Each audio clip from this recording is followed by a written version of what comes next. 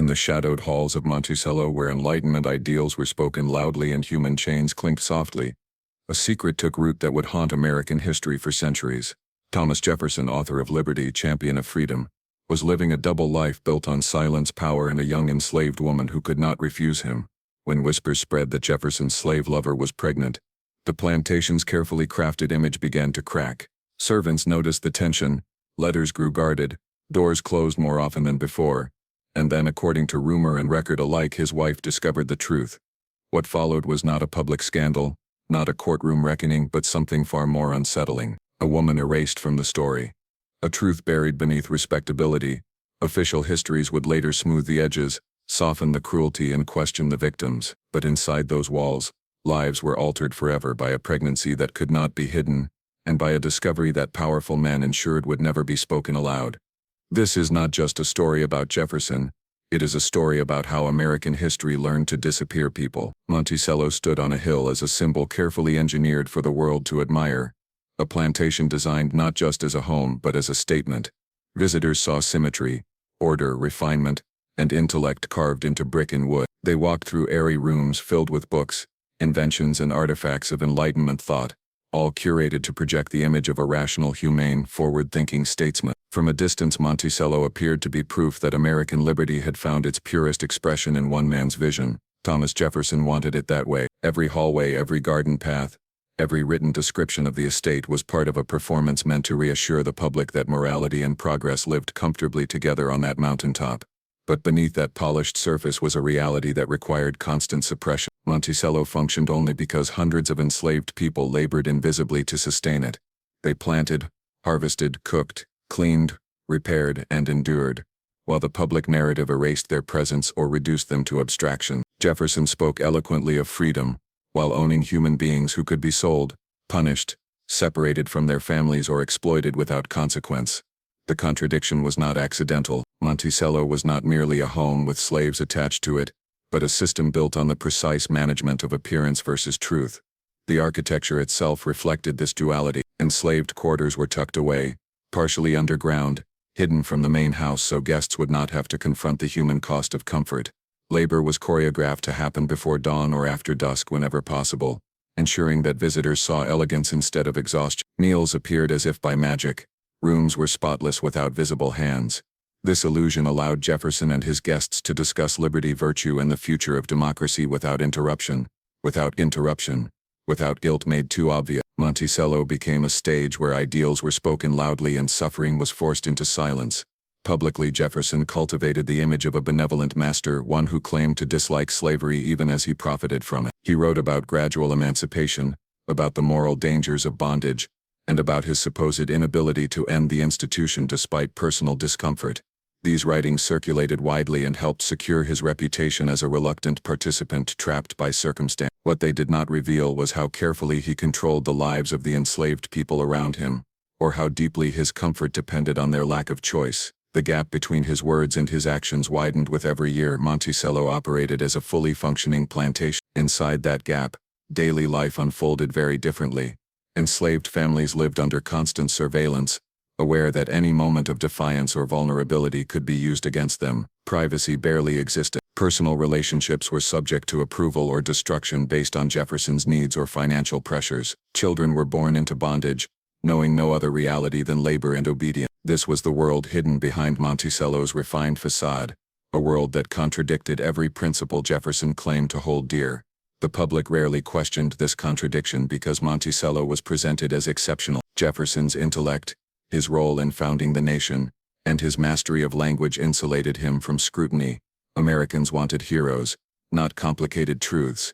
They wanted a philosopher of freedom, not a man who calculated the market value of human life. Monticello became a monument to selective vision, where what was seen mattered far more than what was deliberately ignored. This selective vision extended to Jefferson's personal conduct. The plantation's orderly appearance suggested moral discipline, self-control, and rational governance. Yet that same order was enforced through coercion, fear, and absolute authority.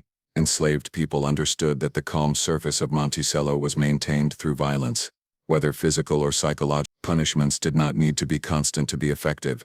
The possibility alone was enough. Silence was survival. Compliance was safety. The refined environment depended on this unspoken understanding. Visitors left Monticello impressed, writing letters and memoirs that praised Jefferson's taste and intellect. Few mentioned the enslaved people except in passing, if at all. When they did, it was often to compliment Jefferson on how well managed his plantation appeared, as if efficiency excused injustice. These accounts reinforced the myth that Monticello was a place where slavery existed without brutality, where hierarchy was natural and harmonious. The truth, buried beneath politeness, was that harmony was enforced and humanity was denied. Over time, Monticello's image hardened into legend. It became shorthand for Jefferson himself. Brilliant, complex, enlightened, the plantation was remembered as a cradle of ideas rather than a site of suffering. Generations inherited this version of the story, one that separated Jefferson's mind from his actions and treated slavery as an unfortunate backdrop rather than a central pillar. The enslaved people who made Monticello possible faded into footnotes, their labor absorbed into the myth of greatness. Yet the private reality never stopped pressing against the surface. Every birth, every whispered rumor, every act of resistance threatened to disrupt the illusion. Monticello required constant maintenance not just of buildings and gardens but of narrative.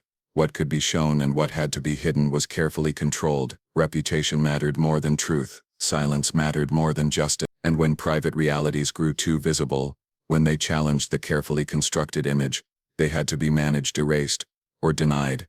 Monticello's public image was not simply incomplete. It was engineered to distract. It invited admiration while discouraging question. It encouraged reverence while demanding forgetfulness. The plantation stood as a physical reminder that American ideals were often built alongside American contradictions, each reinforcing the other. To preserve the myth of liberty, suffering had to be normalized. To celebrate enlightenment, darkness had to be confined to the margins. This tension defined Monticello's existence. It shaped every interaction, every record, every story told and untold. The hilltop estate was both a symbol of freedom and a machine of control, admired by the world and feared by those who lived within its reach. The longer the illusion held, the more devastating the consequences became for anyone whose life threatened to expose the truth hidden behind Jefferson's carefully maintained vision of order and virtue. A vision that could not survive without the quiet destruction of other lives, other stories, other realities that were never meant to be seen.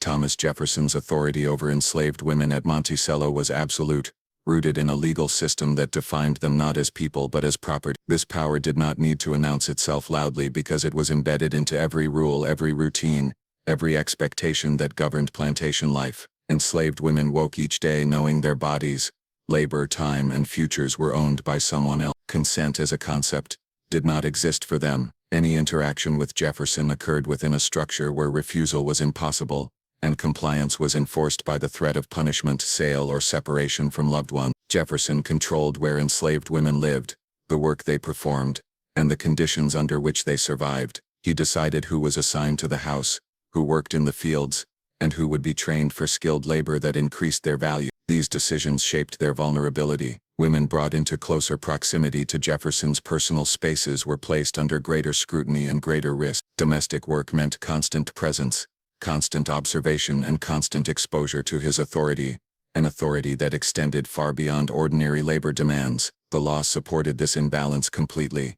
Enslaved women had no legal protection against sexual exploitation. If a child resulted from such exploitation, the child belonged to the enslaver, increasing his wealth. This created a system where abuse was not only permitted but economically incentivized. Jefferson understood this system intimately. He kept meticulous records of births, labor output, and value, reducing human lives to numbers on a page. For enslaved women, pregnancy was never purely personal.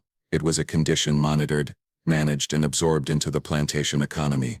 Silence was expected. Speaking out carried consequences that could be devastating and permanent. An enslaved woman who resisted or drew attention to mistreatment risked being labeled troublesome, a designation that could lead to harsher labor, physical punishment, or sale away from family. Jefferson rarely needed to threaten these outcomes directly. The system itself delivered the warning. Women learned quickly that survival depended on obedience and invisibility, especially when power was abused in private spaces where no witnesses would intervene. Jefferson's public writings portrayed him as a man governed by reason and restraint. He criticized the moral corruption of slavery while continuing to benefit from it. This contradiction became especially stark in his relationships with enslaved women, where his personal desires intersected with his legal authority. He could frame his actions as private matters while denying the enslaved women involved any voice in how those matters were defined or remembered. His reputation insulated him, their bondage erased them.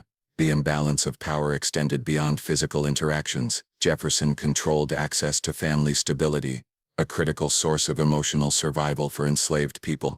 He could allow families to remain together or destroy them with a signature. For women, this meant that compliance could sometimes appear to offer a fragile form of protection for their children. Refusal or even displeasing the wrong person could result in sons and daughters being sold away. This psychological leverage was as powerful as any physical force, shaping decisions under extreme coercion. Household hierarchy reinforced Jefferson's dominance. Overseers, managers, and other enslaved people were positioned within layers of control that ultimately answered to him. Responsibility was diffused, but authority remained centralized. If harm occurred, it was easy for Jefferson to remain distant, to benefit without appearing directly involved. Yet nothing happened at Monticello without his approval or within a system he had designed. His power was quiet, bureaucratic, and total. Enslaved women also faced constant surveillance of their behavior and bodies. Pregnancy triggered scrutiny, gossip, and record-keeping. Jefferson tracked these details not as matters of care but as data points. A woman's reproductive capacity increased her monetary value even as it increased her vulnerability. Her body became a site of production, expected to generate both labor and future laborers. Any personal trauma was irrelevant to the system's priority. The imbalance was further deepened by race and social status. Jefferson occupied the highest position in American society, celebrated internationally as a philosopher and statesman. Enslaved women occupied the lowest, denied even the recognition of their suffering. This gap ensured that their experiences could be dismissed, doubted, or erased entirely. If accusations surfaced, Jefferson's word would always outweigh theirs. History itself would be written from his perspective, preserving his dignity while questioning their credibility. Even after death, this power imbalance persisted. Jefferson's papers, letters, and carefully curated legacy shaped how future generations understood him. The enslaved women he controlled left few written records because they were denied education and authorship. Their stories survived only in fragments, oral histories, and disputed evidence, making it easier for defenders of Jefferson to minimize or deny their experiences. Power determined not just what happened in life, but what was remembered afterward. At Monticello, Jefferson's authority over enslaved women was never an isolated moral failure. It was the logical outcome of a system that granted one man total control over others while celebrating him as a champion of freedom. His intellect did not restrain his power, it rationalized. His ideals did not protect the vulnerable. They coexisted with their exploitation. For enslaved women, Jefferson was not a symbol of liberty or enlightenment. He was the law, the judge, the owner, and the future, all embodied in one person whose choices shaped their lives in ways they could not escape, whose power followed them into their bodies, their families, their children, and their silence. She existed within the records as fragments rather than a full human presence. Her life scattered across account books, oral histories, and disputed recollections that never granted her the dignity of a complete voice. At Monticello, enslaved women were rarely documented as individuals unless their labor, health, or reproduction affected the plantation's operation. Her name appeared only when it mattered to someone else's interests, when her body intersected with property, productivity, or reputation. Outside of those moments, she was invisible, moving through Jefferson's world without acknowledgement, defined by silence imposed rather than chosen. She was young, enslaved, and legally owned, which meant her future was never her own to imagine freely. Every aspect of her daily life was shaped by orders she could not question. Where she slept, what she ate,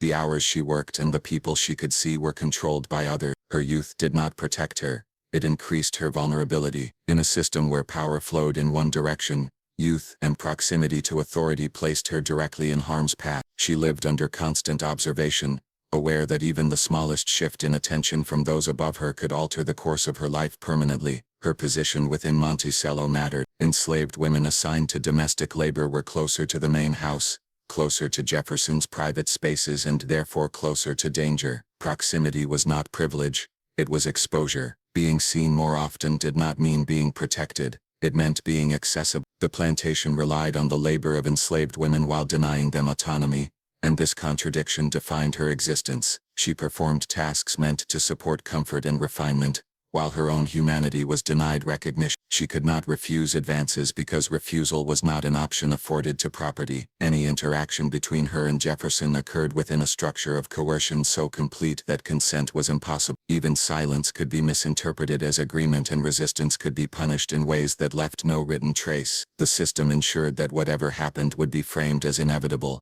unremarkable, or unworthy of scrutiny. Her experience was not considered an event but an expectation within slavery's logic. Pregnancy changed how she was seen and treated, but not in ways that granted her care or dignity. Her body became evidence, a visible sign of something that had occurred behind closed doors. It forced attention while denying explanation. For enslaved women, pregnancy was never private. It was monitored, recorded, discussed, and evaluated for its economic implications. Her health mattered only insofar as it affected the child she carried and the labor she could continue to perform. Emotional trauma had no place in the plantation's calculations. The child she carried complicated everything. Under the law, the child would inherit her enslaved status, regardless of the father's identity. This ensured that Jefferson's power extended into the next generation without challenge. The pregnancy tied her more tightly to the system that controlled her, even as it threatened to expose truths the plantation's image depended on concealing. Her body became a liability to reputation and an asset to property at the same time. Within Monticello, others noted, enslaved people saw changes long before they were acknowledged by those in power. They understood the risks she faced because they lived under the same system. Whispered conversations, guarded looks, and unspoken warnings circulated quietly, offering what little protection solidarity could provide. Yet no one could intervene meaningfully. Power was too centralized, consequences too severe. Survival depended on discretion, not confrontation. She carried not only the physical weight of pregnancy but the psychological burden of uncertainty. She could not know what would happen to her child, whether she would be allowed to keep it, or whether its existence would provoke retaliation. Enslaved mothers lived with constant fear of separation, aware that their children could be taken from them at any time. This fear shaped every emotional attachment, forcing restraint where love should have been free. For her, pregnancy intensified vulnerability rather than offering hope. Her story was never meant to be told. She was denied literacy, denied authorship, denied the ability to leave behind her own account. What survives comes filtered through those who held power, those invested in protecting Jefferson's legacy. Historians would later argue over her existence, her significance, and her credibility without ever granting her the authority to speak for herself. Doubt became another form of erasure, applied selectively to those who had no records because they were never allowed to create them. She was defined by others as a rumor, a possibility, a footnote, anything less than a person whose life mattered independently. Her suffering was abstracted into debate, stripped of emotion and consequence. The focus shifted away from what it meant to live in her position, and toward what her story threatened to reveal about a celebrated man. This inversion ensured that even in memory, power remained unequal. Yet her presence altered Monticello's reality in ways that could not be entirely controlled. Pregnancy made visible what the plantation's image worked hard to conceal. It introduced tension, fear, and urgency into spaces that relied on order and silence. Her body became a site where private actions collided with public reputation, forcing decisions that would affect more than just her life. She did not choose this role, but she bore its weight regardless. Her humanity persisted despite the system's efforts to deny it. She experienced fear, confusion, pain, and resilience within conditions designed to suppress them. She navigated a world where every choice was constrained, every outcome uncertain, and every mistake potentially fatal to her family's survival. That she endured it all speaks to a strength that history rarely acknowledges. She was not exceptional because of her proximity to power. She was representative of countless enslaved women whose lives unfolded in similar patterns of vulnerability and silence. What makes her stand out is not what she did, but what was done to her and how that experience intersected with a man whose public ideals could not accommodate the truth of her existence. Her story exposes the human cost hidden beneath intellectual brilliance and national myth-making. Within Monticello's carefully maintained order, she remained an unresolved presence, a reminder that the plantation's smooth operation depended on the suppression of lives like hers. She was never meant to be remembered fully, never meant to disrupt the narrative of enlightenment and virtue. Yet her story survives in fragments precisely because it reveals what that narrative required to function. A young enslaved woman whose life was shaped by power she could not escape, whose pregnancy forced hidden realities into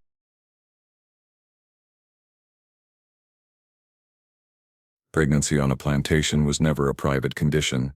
It was a disruption, a visible marker that something had happened which could not be fully controlled once the body began to change. At Monticello, where order and reputation were carefully managed, an enslaved woman's pregnancy carried meanings far beyond the biological.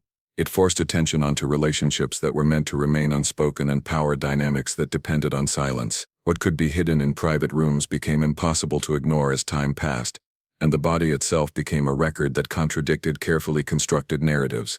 The plantation relied on predictability. Labor schedules, household routines, and social appearances all functioned best when nothing unexpected surfaced. Pregnancy introduced uncertainty. It altered work assignments, slowed physical output, and required explanation within plantation records. Even when the father was unnamed, the condition itself demanded acknowledgement. At Monticello, every birth was logged, every change in productivity noticed. The system that treated people as property could not afford to overlook reproduction, because reproduction meant future labor and future value. Yet this particular pregnancy did more than signal economic change. It threatened to expose a private reality that clashed with Jefferson's public image. The closer an enslaved woman was to the main house, the more dangerous pregnancy became for those invested in preserving respectability. It raised questions that could not be asked openly but could not be fully suppressed either. Who was responsible? Who knew? How long had it been known? These questions moved quietly through Monticello, carried by glances, pauses, and abrupt shifts in behavior. Enslaved people noticed first. They always did. They understood the rhythms of the household, the subtle changes that signaled trouble. A pregnancy connected to the main house altered how people spoke, where they were allowed to stand, and how closely they were watched. Whispers traveled through quarters and workspaces, not out of curiosity but out of shared awareness of risk. Knowledge was both dangerous and necessary. Knowing meant preparing for consequences that often fell hardest on the most vulnerable. Pregnancy also disrupted Jefferson's control over narrative. While he could manage records, correspondence, and public perception, he could not fully erase what was visible to those around him. A growing belly could not be footnoted away. It demanded decisions. Where would the woman be assigned? How would her condition be explained? What steps would be taken to prevent attention from spreading beyond the plantation? Each choice carried potential fallout, especially within a household that hosted visitors and maintained extensive correspondence. The presence of pregnancy introduced urgency. Silence alone was no longer sufficient. The plantation's hierarchy shifted subtly as those closest to power became more guarded. Movements were restricted, conversations shortened, access changed. These adjustments signaled that something was wrong, even if no one named it. Monticello's order depended on the appearance of calm, and pregnancy cracked that surface by introducing a timeline that could not be paused. For the enslaved woman, pregnancy intensified scrutiny rather than care. Her body became a site of concern not for her well-being but for what it represented. She was watched more closely, her movements tracked, her interactions limited. Protection did not come in the form of compassion but in the form of containment. The goal was not her safety but the preservation of control. Every measure taken around her condition served the plantation's interests, not her own. The law compounded this exposure.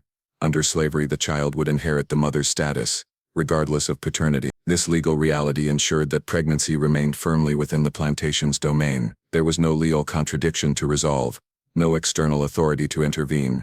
Yet socially and morally the implications were far more volatile. The pregnancy forced into view the contradiction between Jefferson's ideals and his actions, a contradiction that could not be reconciled without denial or erasure. Within the household, tension accumulated. Pregnancy shifted relationships, even when no one spoke of it direct. Servants altered routines. Overseers enforced rules more strictly.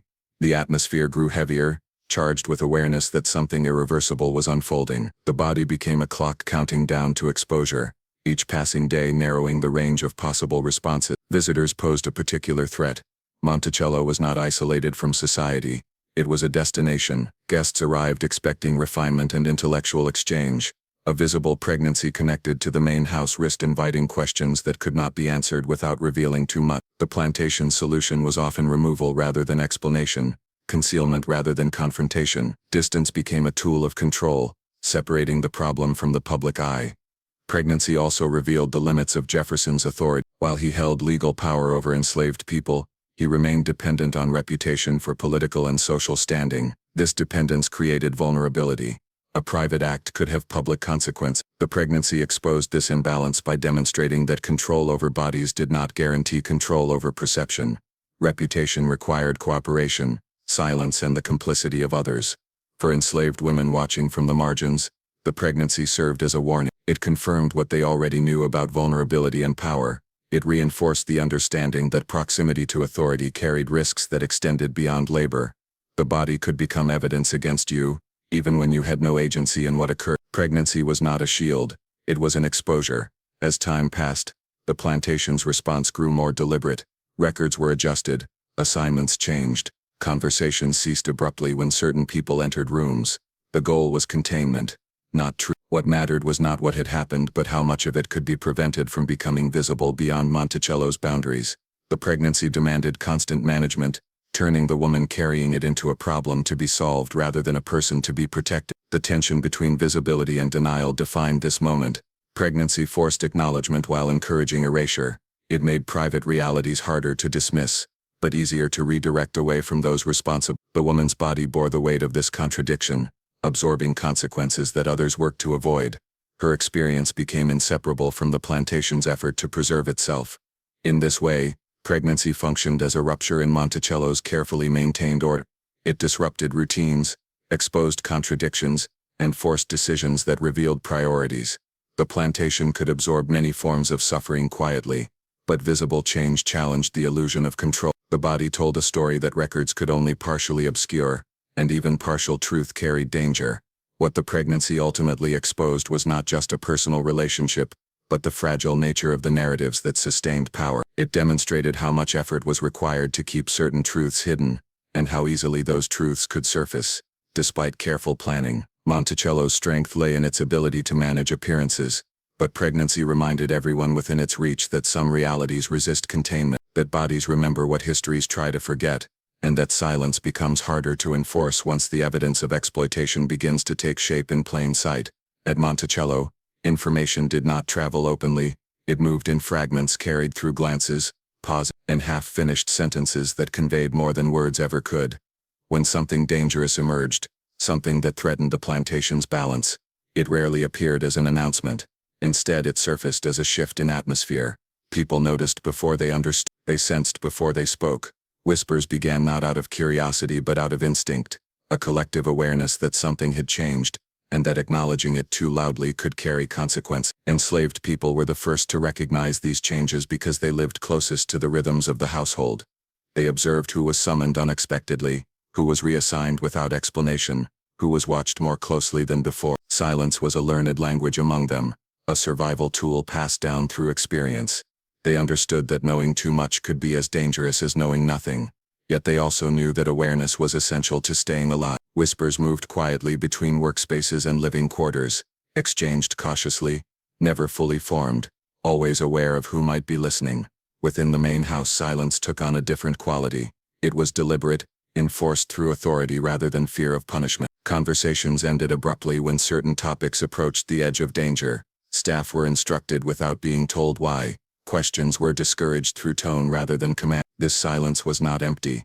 It was dense, filled with unspoken agreement that some things were not to be acknowledged. The absence of discussion became its own form of communication, signaling that the truth was both known and forbidden. Rumors filled the gaps left by silence. They did not need to be precise to be powerful. Even incomplete stories carried weight because they pointed toward something that those in power wanted concealed. A rumor did not have to name names or details. It only had to suggest that the official narrative was incomplete. At Monticello, rumors circulated carefully, stripped of specifics, designed to warn rather than accuse. Their purpose was not to expose but to prepare. Jefferson's authority depended on containment, and containment depended on silence. He could manage records, correspondence, and public statements, but whispers resisted control because they belonged to no one. They moved through informal networks beyond documentation, immune to erasure. Attempts to suppress them often intensified their presence. Restrictions, sudden changes, and heightened discipline only confirmed that something was being hidden. Silence, meant to protect reputation, instead sharpened attention. Those closest to Jefferson adjusted their behavior accordingly. They spoke less, observed more, and avoided situations that might invite speculation. The plantation's hierarchy tightened, with clearer boundaries and fewer allowances. This shift was subtle but unmistakable. When silence becomes policy, everyone feels The effort to maintain control introduced tension into daily life, making ordinary interactions feel charged with meaning. For the enslaved woman at the center of the whispers, silence was not protection. It isolated her further, turning her into a subject discussed without being addressed. People spoke around her, not to her. Decisions affecting her life were made in rooms she could not enter, using language she was never meant to hear. The rumors about her condition stripped away privacy while denying acknowledgement. She became visible as a problem and invisible as a person. Whispers among enslaved people carried empathy as well as fear. They understood what her situation meant because they lived under the same vulnerabilities. Pregnancy, proximity to power, sudden changes in treatment, all signaled danger. These whispers functioned as warnings, a way to share knowledge without attracting attention. They allowed a form of collective understanding to exist beneath the plantation's enforced quiet, sustaining a sense of shared reality even when official narratives denied it. Silence also served as a test of loyalty. Those who spoke too freely risked punishment, reassignment, or worse. Compliance was measured not just through labor but through discretion. Knowing when not to speak became as important as knowing how to work. This expectation extended across racial and social lines within the plantation, binding everyone into a system where survival and advancement depended on selective ignorance. The tension between whispers and silence revealed the fragility of Monticello's order. A system that relied so heavily on suppression required constant vigilance. Any lapse could allow truth to surface. This vigilance created strain, making everyday life feel brittle, as if a single misstep could cause something to break. Silence was no longer neutral. It was active, enforced, and exhausting. Visitors intensified this dynamic. Their presence introduced risk because they represented the outside world, a world that consumed stories and judged reputation. Staff were coached implicitly to maintain appearances, to avoid anything that might invite questions. Whispers grew quieter, silence grew thicker. The effort to present normalcy required heightened performance, transforming ordinary routines into carefully managed display. The plantation's response to rumors often involved redirection rather than denial. Attention was shifted. People were moved. Schedules changed.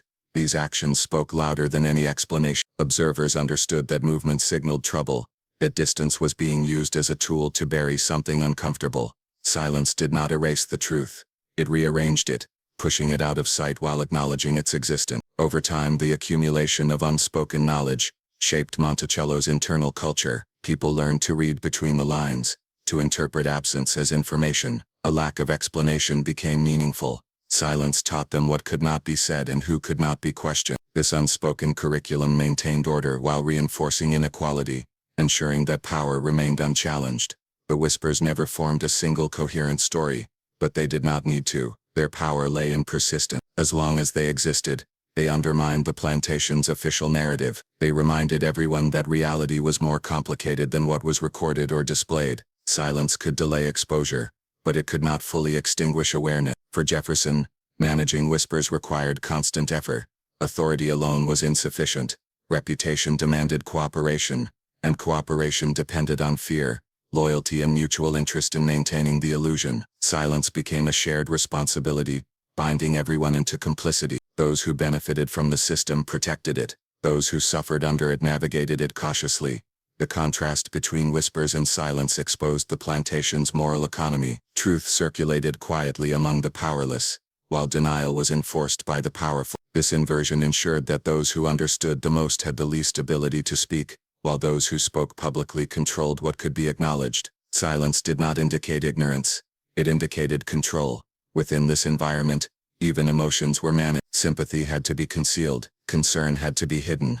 Acknowledging another's suffering openly risked drawing attention to its cause. Silence flattened emotional response, turning human reactions into liabilities. The plantation demanded composure, even as it generated distress. As whispers continued and silence deepened, Monticello became a place where reality existed in layers. The official layer displayed order, intellect, and refinement. Beneath it, another layer held fear, awareness, and unresolved truth. Movement between these layers was restricted by power. Those at the top controlled what crossed the boundary. Those below navigated both, careful not to let one intrude into the other. This dynamic ensured that when history was later written, silence would dominate the record. Whispers by nature left few traces. They survived only in memory, in patterns, in the consequences of decisions made to suppress them. The absence of documentation would later be used to question their validity, turning enforced silence into supposed proof of innocence. Yet the whispers mattered. They shaped behavior, influenced decisions and altered lives. They testified to a shared understanding that contradicted official account. Even when never spoken aloud, they affirmed that something had happened, that something was wrong, that the truth existed, regardless of whether it could be named. In this way, whispers and silence coexisted as opposing forces within Monticello, one preserving power through suppression, the other preserving awareness through quiet transmission, creating a fragile equilibrium, where everyone knew more than they were allowed to say, and where the most dangerous knowledge was not what was spoken,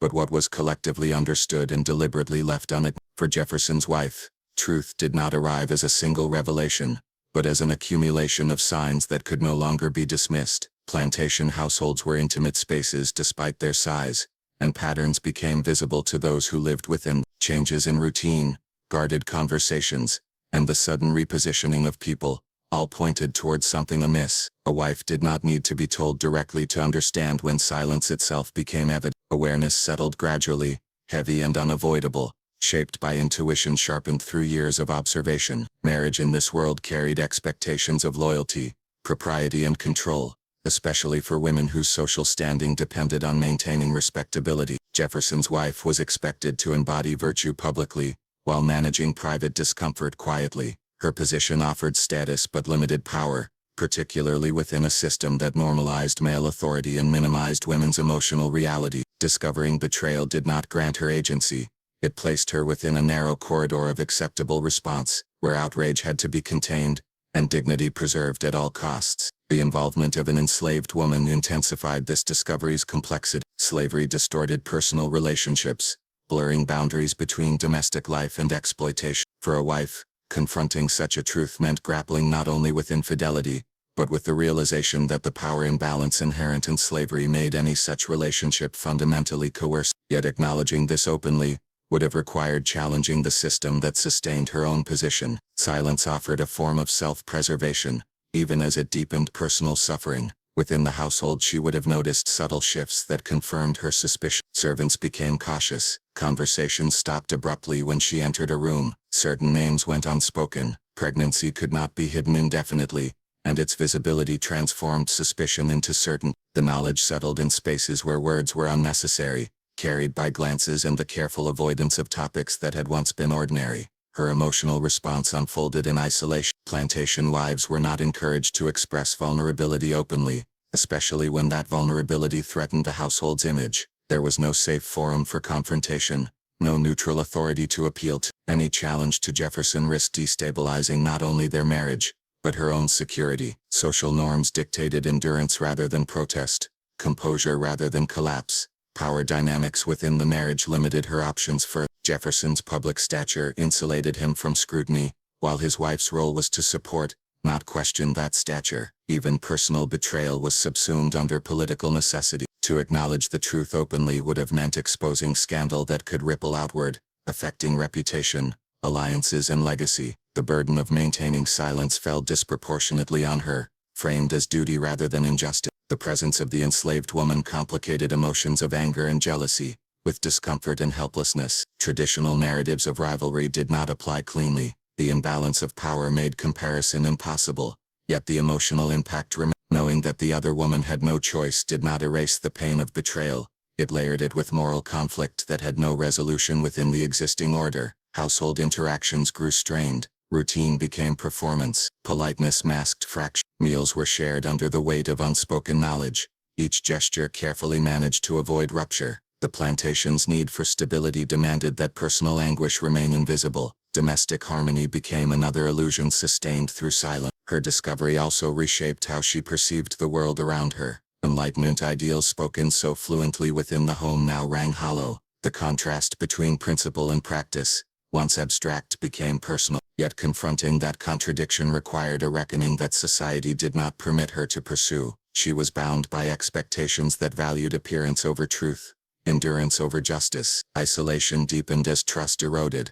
Confidantes were few and carefully chosen if they existed at all. To speak was to risk exposure, judgment or dismissal. Silence became both refuge and prison. It allowed her to survive socially while denying her emotional release. The knowledge altered her sense of self. Marriage, once a source of identity and security, became a site of quiet suffering. Her role narrowed to maintenance rather than partnership. The discovery forced a recalibration of hope, replacing intimacy with distance and expectation with resignation. Within the plantation's hierarchy, her awareness carried no corrective power. She could not protect the enslaved woman. She could not publicly challenge her husband. She could only withdraw, emotionally or physically, in ways that minimized disruption. Withdrawal became the only form of resistance available, subtle and easily misinterpreted by history. Observers might later interpret her silence as ignorance or indifference, failing to account for the constraints that shaped her choices. The absence of recorded confrontation would be mistaken for absence of knowledge. History written from positions of power would leave her inner life unexamined,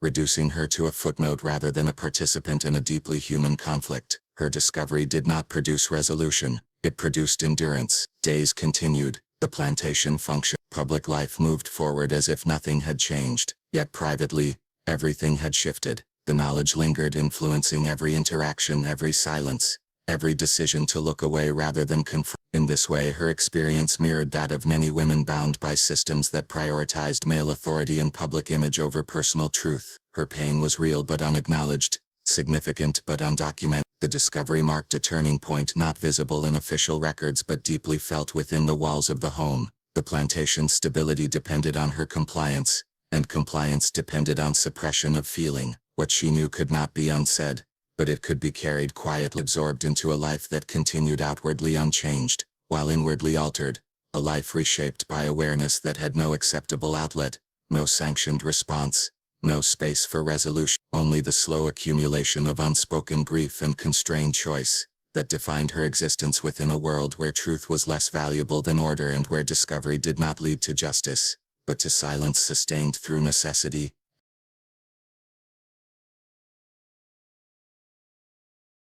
Emotional collapse did not announce itself dramatically within plantation walls. It unfolded quietly, constrained by expectations that demanded composure even in moments of profound distress. Behind closed doors where public performance briefly loosened its grip, feelings that had no acceptable outlet accumulated without release. The weight of betrayal, complicity, and powerlessness pressed inward, shaping days and nights alike. What could not be spoken took form in silence and withdrawal, in a careful management of expression that hid fracture beneath routine. For Jefferson's wife, the emotional strain was intensified by isolation. The household was full, yet solitude prevailed. Servants were present but unavailable as confidantes. Friends were distant, constrained by propriety and politics. Marriage offered no refuge when the source of pain was inseparable from the structure that demanded endurance. Emotional collapse became internalized, unfolding as a slow erosion rather than an outward display. Tears were private, anger was contained, grief found no language that could be safely used. The plantation environment amplified this pressure. Every space carried expectation. Rooms were stages where demeanor mattered. Meals required politeness. Conversations demanded restraint. There was little room to retreat without being noticed, and being noticed invited questions that could not be answered. Emotional control became another duty, learned and enforced through repetition. The cost of that control accumulated quietly, shaping posture, tone, and distance. Behind closed doors, collapse often appeared as exhaustion rather than drama. Sleeplessness, withdrawal, and moments of stillness replaced confrontation. The mind replayed fragments of knowledge without resolution, circling questions that could not be asked aloud. This internal repetition deepened distress, turning awareness into burden. The inability to act transformed emotion into paralysis, a state where feeling intensified even as expression narrowed. For those living under slavery, emotional collapse followed a different but equally constrained path. Enslaved people were denied even the illusion of emotional consideration. Their distress was expected, normalized, and ignored. Behind closed doors in quarters and cabins, grief and fear were shared in whispers and gestures, in collective silence that acknowledged suffering without attracting attention. Emotional collapse could not interfere with labor. It had to be managed quickly, efficiently, and invisibly. Pregnancy intensified emotional strain for the enslaved woman at the center of attention. Fear of consequences mingled with physical discomfort and uncertainty about the future. She could not afford visible distress. Any sign of weakness risked punishment or reassignment. Emotional collapse was postponed, compressed into moments stolen from exhaustion. expressed through tears shed quietly or words exchanged only with those who shared her vulnerability. Within the household hierarchy, emotional collapse was unevenly tolerated. Those with status could retreat temporarily, citing illness or fatigue. Those without status were expected to endure. This imbalance reinforced existing power dynamics, determining whose suffering mattered and whose was dismissed as routine. Compassion was selective, filtered through social position rather than humanity. Behind closed doors, Jefferson himself may have confronted discomfort, though the system shielded him from consequences that others bore. Emotional collapse, if it occurred, would have been framed as stress or responsibility rather than accountability. Power allowed reinterpretation of feeling, transforming guilt into burden and burden into justification. Even private discomfort did not translate into change when the structure itself rewarded denial. The household adapted to these unspoken collapses through avoid. Physical distance increased. Interactions became formal. Silence filled spaces once occupied by familiarity. This adjustment maintained outward stability while allowing internal fracture to persist. Emotional collapse did not disrupt routines. It was absorbed into them, becoming another invisible cost of maintaining order. Children within the household sensed tension without understanding its source. They learned early to read moods, to avoid certain topics, to accept emotional distance as normal. This early education in silence perpetuated the cycle, teaching the next generation that composure mattered more than truth and that discomfort should be endured rather than addressed. The absence of acknowledgement deepened collapse. Without recognition, pain lacked validation.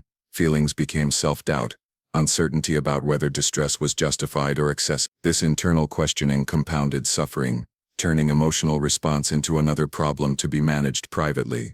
Collapse became recursive, feeding on itself through isolation. Social expectations reinforced this pattern. Women were praised for endurance, not for protest. Enslaved people were denied the legitimacy of emotional response altogether. Men in power reframed distress as leadership strain. These narratives minimized harm while preserving hierarchy. Emotional collapse was not seen as a signal of injustice but as an individual failing to be hidden or overcome. Behind closed doors, time stretched differently. Moments of quiet intensified awareness. The mind lingered on what could not be changed. Without external interruption, internal conflict deepened. The future appeared narrower, shaped by accommodation rather than possibility. Emotional collapse altered perception, coloring memory and expectation alike. Despite these constraints, emotional collapse also revealed humanity that the system sought to suppress. The very existence of distress testified to moral awareness, to recognition of wrong even when acknowledgement was forbidden. Collapse was a response to contradiction, a human reaction to living within structures that demanded denial. It signaled that conscience had not been fully extinguished, even when action was impossible. The plantation's ability to continue functioning despite these collapses underscored its cruelty. Order did not indicate harmony. Stability did not reflect justice. The machinery of daily life absorbed emotional damage without pause, converting suffering into silence and silence into routine. Behind closed doors, lives were reshaped by what could not be spoken, by emotions that had nowhere to go. These private collapses left few traces in records. They did not appear in letters or ledger. They survived only in subtle shifts, in decisions to withdraw, in changes that historians would later overlook or misinterpret. The absence of documentation would be mistaken for absence of impact, erasing the emotional cost of maintaining appearance. Behind closed doors, emotional collapse did not resolve. It settled. It became part of the household's fabric, woven into interactions and choices. It influenced who spoke, who withdrew, who endured. It shaped the legacy that would later be presented as composed and rash, hiding the fractured interior beneath a polished exterior. A legacy built not only on ideas and labor but on unacknowledged suffering carried quietly by those with no space to release it, no authority to challenge it, and no permission to let their collapse be seen. Disappearance in historical records rarely happened through a single decisive act. It unfolded through omission, adjustment and deliberate neglect that accumulated over time until absence felt natural. At Monticello, records were tools of control rather than neutral documentation. What was written down reflected priorities, not reality. When a person no longer fit the narrative that power needed to preserve, their presence could be reduced, blurred or removed without announcement. Vanishing did not require physical erasure alone. It required silence, gaps, and the steady withdrawal of acknowledgement. Plantation records were meticulous. When it came to labor, property, and profit, names appeared when they signaled value or productivity. When those same names became inconvenient, documentation grew vague. Transfers were noted without explanation. Assignments changed without detail. Health conditions were recorded selectively. This bureaucratic fog allowed lives to shift off the page while maintaining the appearance of order. The system did not record why someone was moved, only that they were. For women in particular, disappearance was easier to justify. Enslaved women were often defined by function rather than identity. When their function changed or threatened to attract attention, the response was relocation rather than confrontation. Being sent away, reassigned or absorbed into another plantation's records effectively erased continuity. Without a consistent paper trail, history later struggled to follow them, mistaking absence for insignificance. Vanishing from memory followed a similar pattern. Those who controlled storytelling shaped what would be remembered and what would fade. Family histories centered on landowners, statesmen, and heirs. Enslaved people appeared only as background figures unless their labor intersected with notable events. When a person's story complicated legacy, memory adjusted accordingly. Silence became tradition, passed down as omission rather than denial. Disappearance also functioned as damage control. Removing a person from proximity reduced risk. Distance dampened rumor. Out of sight meant out of conversation. The plantation could continue to operate smoothly once the source of tension was relocated, allowing daily routines to resume their familiar rhythm. What remained was a gap that could be ignored because acknowledging it served no interest. For the individual who vanished, disappearance was not abstract. It meant separation from community, from familiar spaces, from whatever fragile support networks existed. It meant being repositioned without agency, often without explanation. Vanishing did not offer safety, it offered obscurity. The loss of visibility removed any remaining protection proximity might have provided, replacing it with isolation. Records often reflected this shift through neutrality. Words like transferred, removed, or reassigned carried no emotional weight. They concealed the human impact behind administrative language. The absence of detail invited later readers to assume normalcy, to interpret disappearance as routine rather than consequential. Bureaucracy transformed trauma into process. Vanishing was reinforced by social memory's selective nature. Stories repeated within families and institutions emphasized achievement and virtue. Details that threatened coherence were smoothed over. Over time, gaps became accepted as natural limits of knowledge rather than results of intentional silence. The question of where someone went ceased to be asked because it had never been encouraged. Even when fragments survived, they were often dismissed. Oral histories were treated as unreliable. Absence of documentation was cited as evidence against experience. This reversal placed the burden of proof on those least equipped to meet it. Disappearance became self-justifying. There was no record because the person did not matter, and the person did not matter because there was no record. Vanishing also occurred within physical spaces. Living quarters changed occupants, rooms were reassigned. The material world adjusted quickly, leaving little trace of who had been there before. Objects associated with the person were repurposed or discarded. Physical absence reinforced narrative absence, making disappearance feel complete. For those who remained, disappearance sent a message. It demonstrated the consequences of becoming visible in the wrong way. It reinforced caution. Survival depended on remaining unremarkable, on avoiding circumstances that attracted attention. Disappearance functioned as discipline, shaping behavior through example rather than punishment. In later generations, historians encountered these gaps and often treated them as mysteries rather than outcomes. They debated possibilities without acknowledging the system that produced disappearance as a method. The focus shifted to speculation instead of structure, obscuring responsibility. Vanishing was reframed as uncertainty rather than strategy. The language of disappearance was polite. It avoided violence in description even when violence shaped the outcome. Words softened reality, allowing descendants and admirers to maintain reverence without discomfort. Silence protected not only reputations but emotional investment in national myths. Disappearance from memory was not passive forgetting.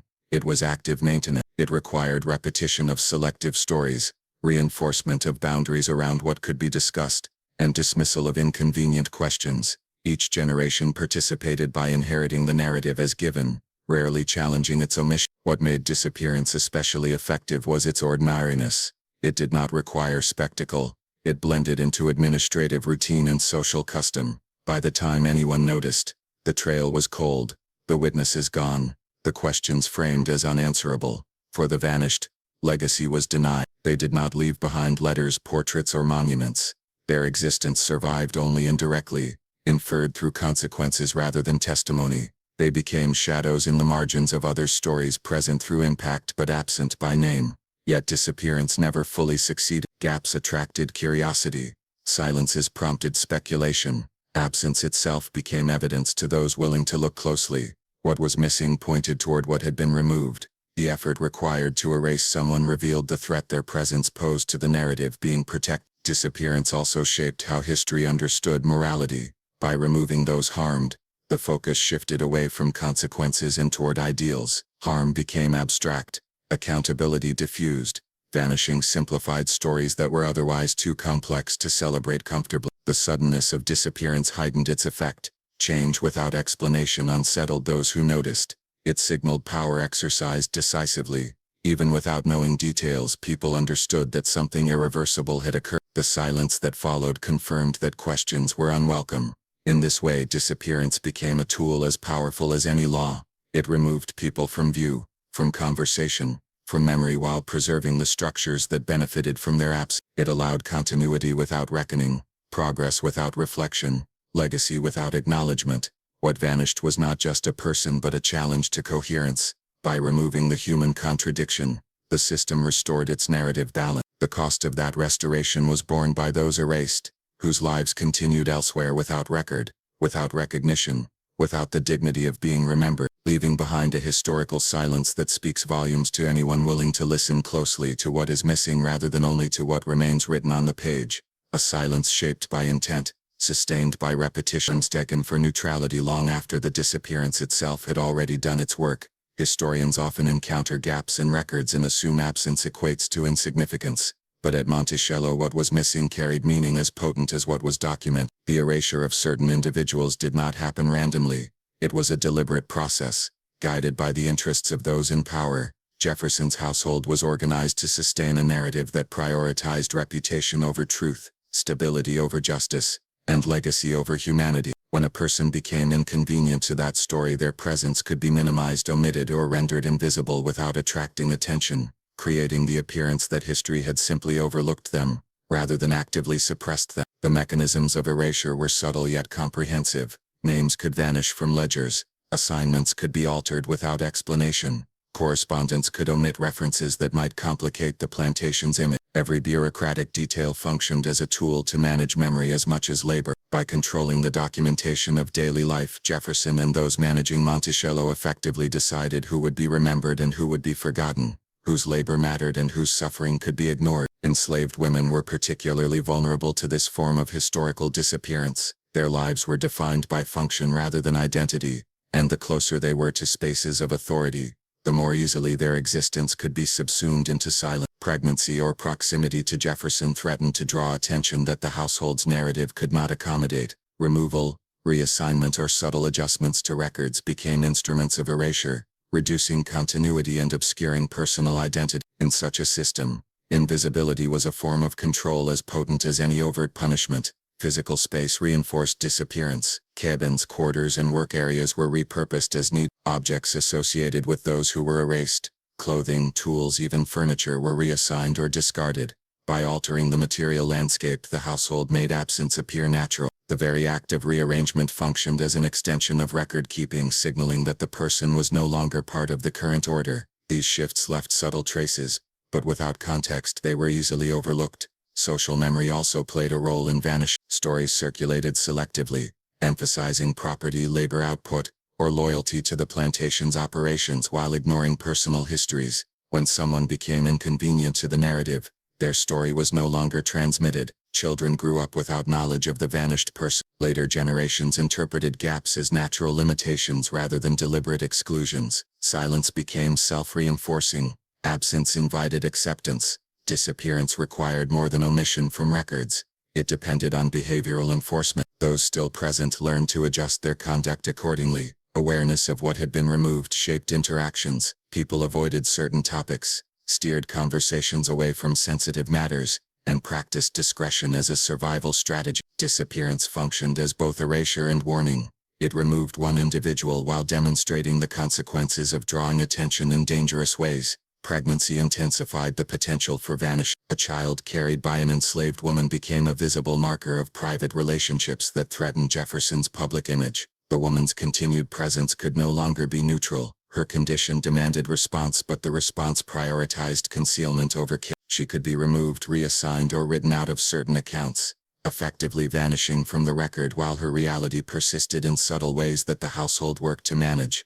Vanishing also depended on the complicity of those surrounding the individual. Overseers, domestic staff, and other enslaved people played roles, whether actively or through silence, in managing attention. Collective understanding functioned as a protective mechanism for the plantation rather than for the individual. Whispers circulated to warn or advise, but intervention was limited by the overwhelming power imbalance. Disappearance was a social as well as bureaucratic act, sustained by adherence to norms of discretion and obedience. Even Jefferson's own recognition of visibility was constrained by his need to preserve reputation. Any acknowledgement of the woman or her child in official correspondence would have complicated legacy. Removing her from sight, both physically and in records, allowed him to maintain a narrative of propriety while continuing private actions without immediate consequence. Disappearance became a tool to manage the tension between public image and private behavior. Later historians encountered these gaps and often interpreted them through a lens of doubt. The absence of evidence was treated as an absence of occurrence. Questions arose: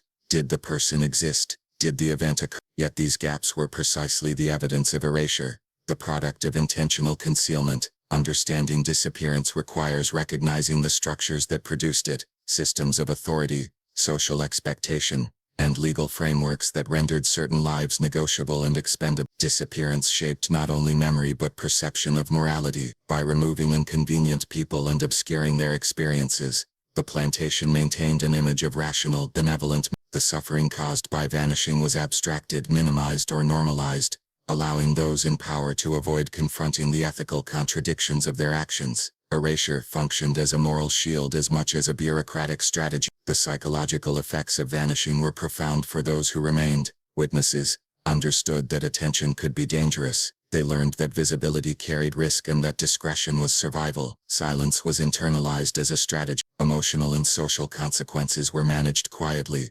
teaching that compliance with erasure was necessary for continuity and safety. Vanishing shaped not only the absent individual's legacy but the behaviors of the living. Over time, the machinery of disappearance became self-sustaining. Absence created gaps that reinforced silence. Silence justified absence. The cycle perpetuated itself across generations, leaving fragments for future historians to interpret. The person who vanished existed in echoes, in patterns of behavior, in anomalies in the record, but never fully. Legacy became a function of selective preservation rather than actual survival. Vanishing was not always complete. Pieces of evidence remained, often contradictory, often scattered. Names appeared sporadically. Mentions in correspondence survived without context. Oral histories persisted in fragments. These remnants testified to a reality that attempted to assert itself despite systematic erasure. They reminded future observers that disappearance, while effective, was never total. In this way, vanishing was both a tool and a consequence of power. It allowed control over narrative, memory, and perception. It removed threats to reputation without confronting the underlying causes. It reshaped human experience, leaving some alive yet invisible, present yet unrecorded. Disappearance preserved order while denying agency. It functioned across social, bureaucratic, and psychological dimensions, influencing behavior, reinforcing hierarchy, and controlling knowledge. Those who vanished were absent in name, but their impact lingered, shaping decisions, perceptions, and histories long after the act of erasure had been completed. It was a disappearance orchestrated with precision, slow enough to avoid notice, bureaucratic enough to appear routine, socially reinforced to ensure compliance, and psychologically effective in shaping both memory and behavior, creating a space in which the individual ceased to exist in official terms, even as the consequences of their presence continued to ripple through the lives of everyone who remained, influencing patterns, decisions, and the very understanding of what Monticello represented, leaving a void that was both invisible and powerful, shaping the narrative.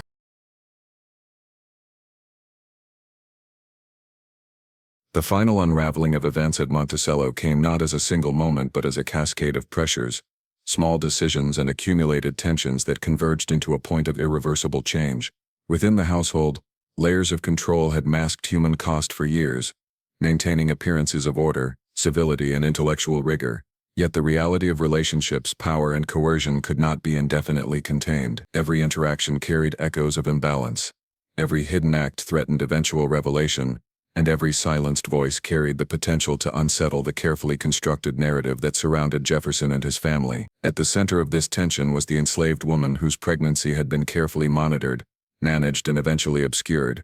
Her body had become a focal point of secrecy, her existence mediated through records, rumors, and avoidance rather than acknowledgement. She was observed not for her own well-being but as a variable to be controlled, an inconvenient fact whose presence could disrupt household equilibrium. In this environment, her experience reflected the intersection of private desire and public authority, a site where personal choices collided with systemic oppression. The pressure on Jefferson's wife was equally immense. Her understanding of what had occurred, gleaned through intuition, observation, and subtle cues, was compounded by social expectation. She was required to maintain composure, to perform normalcy, and to suppress the intense emotional impact of betrayal. Her power was limited to what could be expressed without jeopardizing status or safety. Withdrawal became a tool for self-preservation. Silence became a strategy to navigate a reality in which confrontation could bring personal and social ruin. Emotional collapse, though contained, remained palpable in gestures, routines, and moments of solitude. Within the household, other members, enslaved and free, adjusted to these undercurrents of tension. Labor schedules shifted subtly, proximity to certain spaces was recalibrated, and whispers circulated to convey awareness without overt acknowledgement. Knowledge existed in layers. Some people saw and understood, some assumed, some ignored. The system relied on these invisible networks to maintain function, using awareness as both control and deterrent. Disappearance, reassignment, and concealment were all tools to enforce equilibrium while leaving underlying truths intact but unspoken. Pregnancy, in particular, introduced urgency. It was both evidence and threat, a visible marker that demanded attention but could not be reconciled with the image Jefferson projected publicly. The woman's condition required management, relocation, or minimization. She became a focal point of coordination. Decisions about work, space, and social exposure were made not with her agency in mind but with the plantation's reputation as priority. The child she carried embodied the tension between private action and public perception, ensuring that the consequences of these hidden dynamics would persist beyond immediate control. At the same time, the mental and emotional landscapes of those involved were fractured. Jefferson's wife navigated grief and anger without recourse, her distress contained yet constant, shaping behavior and interpretation. The enslaved woman endured heightened surveillance and vulnerability, her fear layered with physical discomfort and uncertainty. Observers, both enslaved and free, interpreted and adapted to these shifts, reinforcing patterns of silence and discretion. Each individual became a node within a network of tension, their behavior constrained and reshaped by unspoken knowledge and systemic power. History's record of these events is fragmented. The disappearance of the woman from formal documentation, the absence of explicit acknowledgement in correspondence, and the selective nature of narrative all contributed to a void in understanding. What survived were traces, indirect references, subtle shifts in routine, fragments of memory, and the consequences evident in behavior. The act of vanishing was as much about controlling perception as it was about controlling presence, ensuring that legacy could be curated without disruption from inconvenient truths. Power functioned multilayeredly. Jefferson's authority extended legally, socially, and psychologically. Enslaved women had no legal protection. His household's social structure limited the options for anyone seeking accountability. Emotional and reputational control supplemented formal authority, creating a system in which appearances could be maintained even as moral and human realities were compromised. Silence and erasure became tools as effective as laws or overseers, reinforcing hierarchy while concealing consequence. The culmination of these dynamics, the convergence of pregnancy, observation, knowledge, and constrained action, produced an irreversible outcome: the woman's disappearance from the household narrative and eventual historical record. Removal, reassignment, or erasure ensured that immediate tension was alleviated, yet the consequences persisted in subtle forms: altered routines, modified relationships, and unspoken lessons about proximity to power. The event's finality was less dramatic than administrative. It was the quiet culmination of months, perhaps years, of managed awareness, strategic silence, and deliberate control. Emotional collapse played a critical role in this moment as well. For Jefferson's wife, endurance remained the only viable path. Her isolation, compounded by social expectation, ensured that confrontation was not an option. Emotional energy redirected inward, influencing decisions, reactions, and interactions with all members of the household. For the enslaved woman, containment of distress was equally necessary. Expression risked exposure, punishment, or further erasure. Each participant's internal state, became part of the machinery that maintained external appearances while privately registering trauma, fear and despair. The system's dependence on silence amplified the consequences of revelation. Every whisper, glance and observation had the potential to unravel careful arrangement. Disappearance mitigated this risk by removing the visible reminder, but the underlying dynamics, coercion, authority and the asymmetry of power remained intact. In this way, the act of vanishing addressed immediate tension, but left the structural causes untouched, perpetuating conditions that would produce similar conflicts in the future. Time, too, played a role in finality. As days passed, routines absorbed the absence, behavioral adaptations solidified, and the plantation returned to outward normalcy. The machinery of daily life resumed its rhythm, using disappearance as a lubricant to smooth over disruption. Yet memory and awareness persisted internally, influencing behavior and perception across multiple layers of the household. Absence did not erase consequence, it reshaped how consequence was experienced, observed and transmitted. Historical interpretation is further complicated by the deliberate nature of erasure. Those who survived to tell parts of the story often filtered their accounts, either consciously or through socialization, resulting in gaps, ambiguities and contested memory. The disappearance's significance is thus registered not only in its occurrence, but in its survival as a partial and mediated narrative. The act of vanishing, while immediate, extended across generations through its influence on memory, documentation and social understanding. The interplay between visibility and concealment defined the final stages of these events. The enslaved woman's presence had become a potential disruption. Her removal restored a semblance of equilibrium, while underscoring the system's reliance on controlling perception. Jefferson's household managed both private reality and public image, using absence as a strategic tool. Emotional, bureaucratic, and social mechanisms combined to ensure continuity of function while concealing moral contradictions, creating a layered effect in which order persisted alongside injustice. Even after disappearance, influence remained. Decisions made to accommodate or conceal her presence reshaped interactions, routines and authority structures. Behavioral lessons were imparted silently. Proximity to power required discretion, visibility carried risk, and the machinery of control could act decisively without outward spectacle. The vanished woman's experience became a template for understanding limits within the household, a cautionary example internalized by both enslaved and free members alike.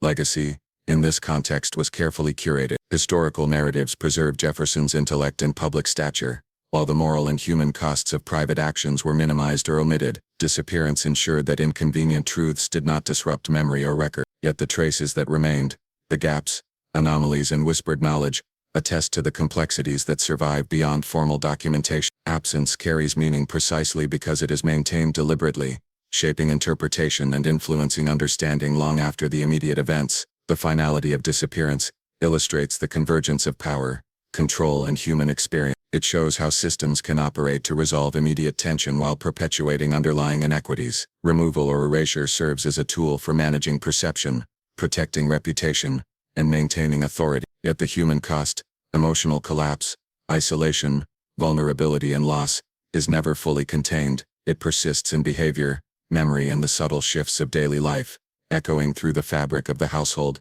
even as official records present only order, normalcy and continuity. In this way, the conclusion of these intertwined events at Monticello reflects both the mechanics of control and the fragility of human experience within systems of extreme power and balance. Disappearance is not a singular event but a process sustained through documentation, silence, social expectation, and emotional management. The vanished individual is absent in formal terms yet present in influence, shaping the lives of those who remain and leaving traces that persist in memory, behavior, and historical inquiry, demonstrating that finality in such contexts is both immediate and enduring, practical and morally complex, and that the consequences of private acts extend far beyond the spaces in which they occur, resonating through time, perception and understanding, shaping both the household and its historical narrative in ways that cannot be fully erased. The story of Jefferson's slave lover, her pregnancy, and the ensuing disappearance of his wife, is not just a tale of personal betrayal. It is a reflection of the brutal contradictions at the heart of slavery and power. It exposes how private actions ripple outward, reshaping lives, destroying trust and leaving silences that last generations. What is most striking is how control,